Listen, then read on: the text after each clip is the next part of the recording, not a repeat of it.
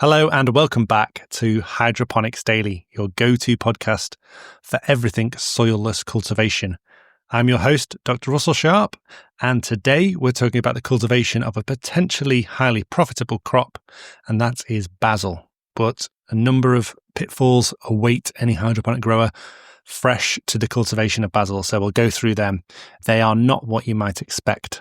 Now, basil is a leafy crop. You're cultivating the leaves or the young stems, and it's used as a herb, or as you say in America, I don't know why, it's got an H at the front, but there you go.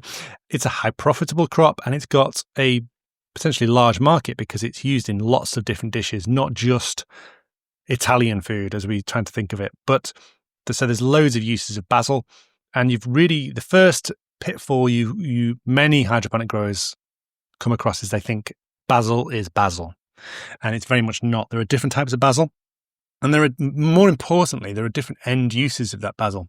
So fresh garnish or as a food ingredient is the main one, but there is also pesto production, and there is also potted plant pesto that you might buy in a supermarket or in a local shop, and it might be grown in a plastic pot with a small amount of cocoa, and these are grown hydroponically on tables in greenhouses, and they fertilize with hydroponic fertilizers, so they're classed as hydroponic plants. So a lot of hydroponic basil goes into pesto manufacturing, and they want bulk biomass. They don't require pristine leaves, so curled or slightly marked leaves is not a problem for this, but they do want highly aromatic, flavoursome basil. So this is something you need to consider. A lot of hydroponic basil crops can grow almost too fast, and they become curved and sort of bubbly, the leaves, and that's no good if you want to produce fresh herb. So there you need uniform flat leaves with still a good aroma. Curling deformities and inconsistencies are unacceptable. And then for potted basil, the plant must look full, symmetrical, and last on the shelf. But ironically, these are often grown too fast and weak to survive more than a few days in the kitchen. And a lot of people try and grow their basil plants that they get from the supermarket for a number of weeks after they've bought them. And they're not just designed for that, because there's not enough nutrients left in that growing media to do that. So don't try and do that. Always start with fresh basil. So where does the flavour lie in basil plants? Well, the distinctive smell and flavour comes from oil glands or trichomes on the surface of the leaf, not deep inside the tissue. And this means that the leaf area and condition directly affects the flavour. So if you damage the surface by handling them badly, or if the pests have been in there, then that literally damages the flavour. And then, of course, proper lighting, humidity and nutrients also maximise that oil gland formation and protecting them. So that's something to consider. And then when it comes to production of your basil, the end use, you've got to choose the right variety. Now, the sweet basil, the Genovese, that's the classic pesto type. And then you've got things like purple basils, dark opal or rubin. They provide stunning colour, and that's great in garnish, especially when mixed with green basil. But they're very rarely used in pesto production. They can't maintain that dark purple colour. Thai basil has a strong anise flavour, popular in Southeast Asian cuisines, and I think that one is less prone to the leaf curling. And then you've got lemon basil, cinnamon basil, and they're for more specialist markets. And you will find that lots of the vertical farms that are established have already tried basil production, so you might want to start with a more specialist niche product anyway if you're trying to get into the basil market. So we talked about why basil you buy from the supermarket dies quickly. Obviously, the seeding rate is very important there.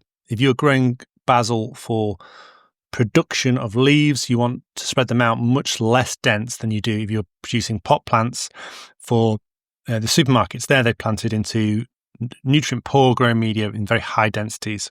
So 30 seeds for one plant, and grown under very high light conditions, much higher light conditions that are in your kitchen. And then the other reason why basil that's taken home from the supermarket doesn't last very long is that often in the autumn and the winter, they just go to flowering really, really quickly.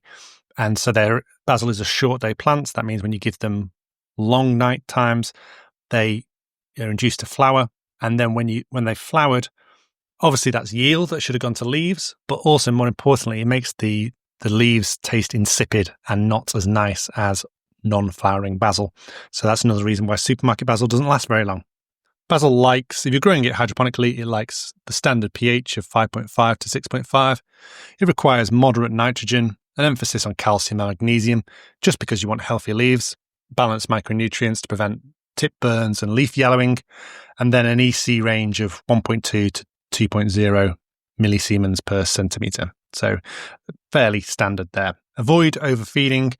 Too high NAC can reduce the oil content and encourage curling, as we discussed, and especially differences in humidity can also do that. Another thing, obviously being a leaf crop, any pests or disease is massively going to impact your yield and your quality.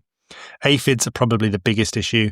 Soft sap-sucking insects and green fly, white fly, if you're not familiar with aphids, very common on all types of leafy crops, but especially basil. Fungus gnats in the growing media, downy mildew, very common, increasingly common in basil. So look for yellow patches under the leaves for downy mildew. And once it's in your grown environment, it's going to be very difficult to get it out. And then botrytis, if you get really high humidities. So keep that humidity below 70%. Avoid overhead watering to prevent those foliar diseases, and prune to allow airflow. And when you're harvesting, perhaps rather than harvesting all at once, you could perhaps look at intermittent harvesting if you're doing it by hand to allow airflow. That could be an area where hand harvesting has an advantage over automatic harvesting of basil. So having said that, basil is a short day plant, I've then done some more research and found that it actually depends very much on the variety you choose, and there can also be long day varieties and day neutral varieties. So ignore what I said earlier. Certainly, the older the plants get, the more prone they are to flowering, and so continuous harvesting of the plants is advisable. They are cut and come again plants, most types of basil. So that means that, like lettuce, that are cut and come, varieties that are cut and come again, you can cut them and more leafy tissue will be produced, which is good, which means that you get more from the one sowing. You can also stagger sowing if you're a small scale grower or just growing for yourself. That's always a good option so that you don't get inundated with a vast amount of basil that you're probably only going to be able to make pesto with. So whether you're chasing flavour, yield or shelf life, hydroponic basil is a craft crop. With the right variety, nutrient light and purpose, it can be reliable and a rewarding choice. I've certainly helped a few hydroponic commercial basil growers over the years, some in South Korea, I think, where basil isn't grown so much. And they really struggled with the leaf shape and just the EC values and the humidity. So they really have to get those dialed in. So, and not only that, if you don't get your humidity and your ventilation right, you could get serious foliar diseases. Basil is a great one for not vertical farming in the sense of numerous trays stacked up, but vertical systems where the plants are positioned vertically so that it can be easily harvested and trimmed and things like this. So there's lots of ventilation. So there's sort of vertical, I don't know what the word is for them, but yeah, where the plants are flowing vertically and you harvest it just standing up rather than reaching into a bed. So that's one that's very commonly grown in that sort of system. And it also provides the purple varieties, when they're mixed in with the green, provide a lot of colour that can make your hydroponic grow room look really cool as well. And that's one of the reasons we grow hydroponically, is to make them look really cool. So that's been Hydroponics Daily for today. If you're new to the podcast, remember that this podcast has been going every day since the 1st of January, 2025. So if you are on things like Apple Podcast, it might only show you the last 100. And a lot of the basic introductions to hydroponic episodes are found in like the January, February episodes. So head to Podbean Hydroponics Daily, Podbean Hydroponics Daily to find the early episodes. Thank you very much for listening, and I will see you again tomorrow.